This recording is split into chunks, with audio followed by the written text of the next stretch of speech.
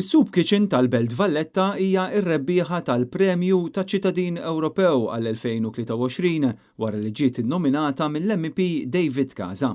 Il-Patrijiet Franġiskani kienu bdew joperaw is-Soup Kitchen fl-2021 ftit wara li l-inflazzjoni tal-prezzijiet tal-ikel waslet lil dawk fil-bżonn biex ifittxu l-għajnuna.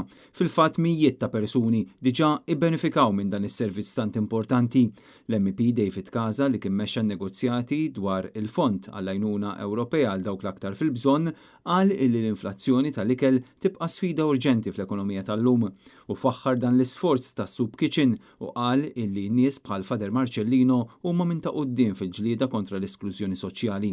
Fil-qalba tal-proġett hemm it-twemmin għall-aktar dritt fundamentali Ewropew, id-dinjità tal-bniedem.